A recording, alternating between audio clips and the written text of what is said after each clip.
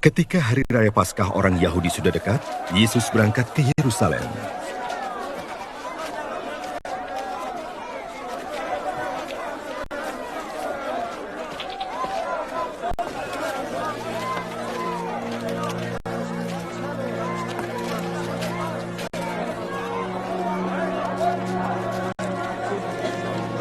D'accord, allez, kaki yang masuk.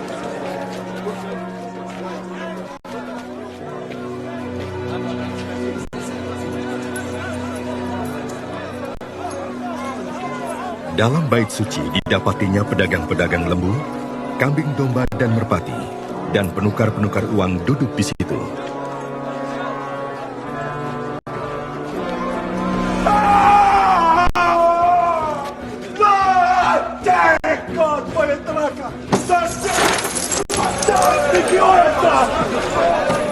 Ia membuat cambuk dari tali, lalu mengusir mereka semua dari bait suci dengan semua kambing domba dan lembu mereka. Uang penukar-penukar dihamburkannya ke tanah, dan meja-meja mereka dibalikannya. Kepada pedagang-pedagang merpati ia berkata, "Ambil semuanya ini dari sini, jangan kamu membuat rumah Bapakku menjadi tempat berjualan." Maka teringatlah murid-muridnya bahwa ada tertulis, "Cinta untuk rumahmu menghanguskan aku." Orang-orang Yahudi menantang Yesus katanya, "Tanda apakah dapat engkau tunjukkan kepada kami bahwa engkau berhak bertindak demikian?" Jawab Yesus kepada mereka, "Rombak bait Allah ini, dan dalam 3 hari, aku akan mendirikannya kembali." Lalu kata orang Yahudi kepadanya, 46 tahun orang mendirikan bait Allah ini, dan engkau dapat membangunnya dalam 3 hari. Tetapi yang dimaksudkannya dengan bait Allah ialah tubuhnya sendiri. Kemudian, sesudah ia bangkit dari antara orang mati, barulah teringat oleh murid-muridnya bahwa hal itu telah dikatakannya, dan mereka pun percayalah akan kitab suci dan akan perkataan yang telah diucapkan Yesus.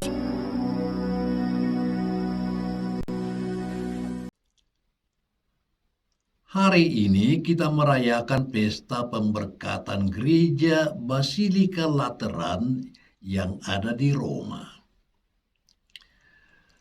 Pertanyaan mendasar ialah, mengapa pemberkatan Basilika Lateran ini perlu dipestakan setiap tahun? Dan apa hubungannya dengan umat di seluruh dunia? Banyak orang yang menyangka bahwa Basilika Santo Petrus adalah basilika tempat paus bertahta. Bukan. Tahta paus itu bukan berada di Basilika Santo Petrus, melainkan di Basilika Lateran. Kursi Petrus berada di basilika ini.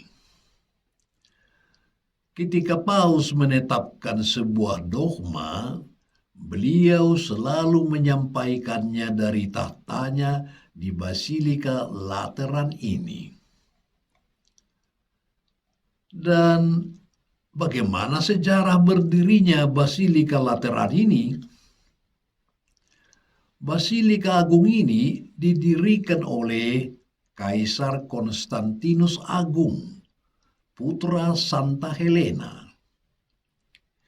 Inilah basilika yang dibangun sebagai ucapan syukur atas kemerdekaan dan kedamaian gereja. Setelah lebih dari 3 abad berada di dalam kancah penghambatan, siksaan, dan penganiayaan kaisar-kaisar Romawi yang kafir.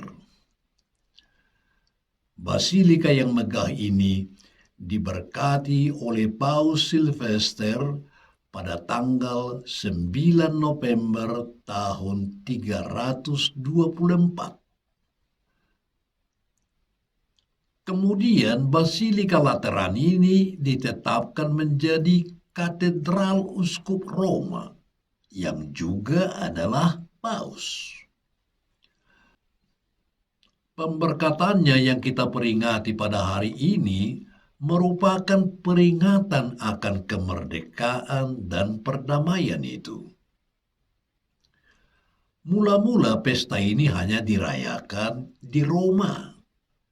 Namun lama-kelamaan menjadi pesta bagi seluruh gereja di seluruh dunia. Mengapa? Inilah basilika pertama dalam sejarah gereja Katolik yang menjadi simbol persatuan antara Allah dan umatnya, serta simbol persatuan gereja Katolik Roma di seluruh dunia.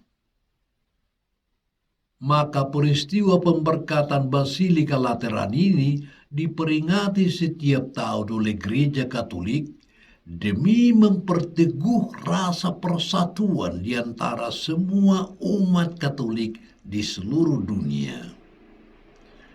Gereja Basilika Lateran menjadi simbol kesatuan gereja universal dan kesatuan kita dengan Paus sebagai pengganti Santo Petrus.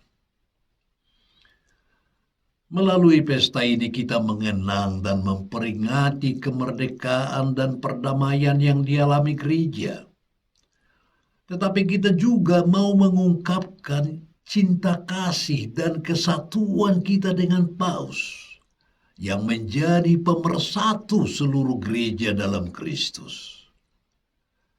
Maka melalui perayaan pesta hari ini, gereja menyatakan bahwa Paus adalah kepala gereja Katolik seluruh dunia.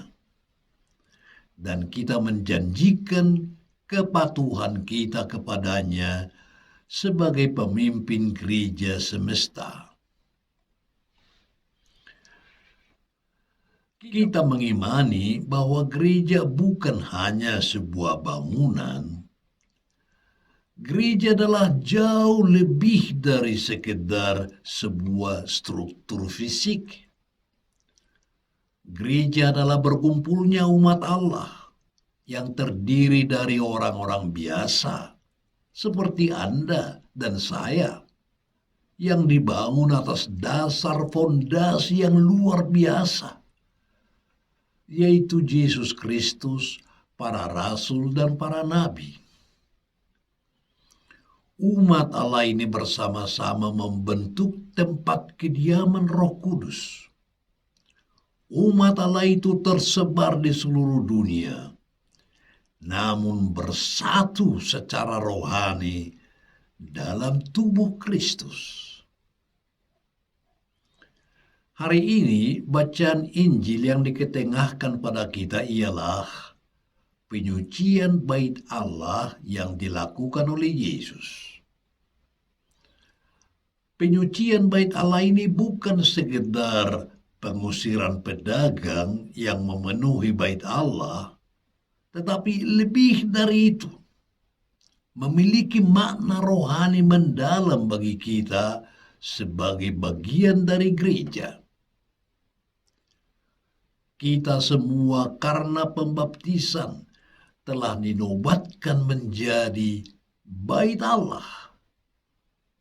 Yesus hendak membersihkan kita semua agar hidup kita menjadi tempat kediaman Allah yang kudus, yang terberkati, dan menjadi berkat. Diri kita adalah bait Allah, karena Allah yang kudus berkenan menjadikan kita sebagai tempat kediamannya. Sudah sepatutnya kita semua menjaga kekudusan hidup kita, agar hidup kita selalu layak dan pantas didiami oleh Allah yang kudus. Dalam hidup sehari-hari, ada banyak hal yang tanpa disadari memenuhi bait Allah hidup kita, sehingga Allah tidak lagi mendapat tempat yang layak dalam kehidupan kita. Bisa jadi uang, kehormatan, kenyamanan, pekerjaan, dan hobi lebih mendapat tempat serta perhatian dalam hidup kita. Bahkan kita juga masih membiarkan kebencian, dendam, hawa nafsu atau pikiran jahat mengotori hati serta pikiran kita.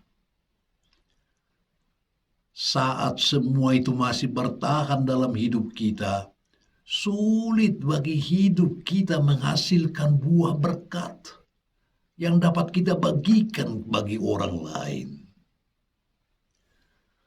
Tetapi ketika hidup kita secara penuh terbuka dan dikuasai oleh Allah dan rahmat-Nya, maka akan berlimpah buah berkat yang kita bagikan kepada sesama kita. Hari ini kita diajak membersihkan bait Allah hidup kita, agar menjadi tempat yang layak bagi Tuhan, dan menjadi tempat yang subur sebagai tempat persemaian berkat Allah yang menyelamatkan banyak orang.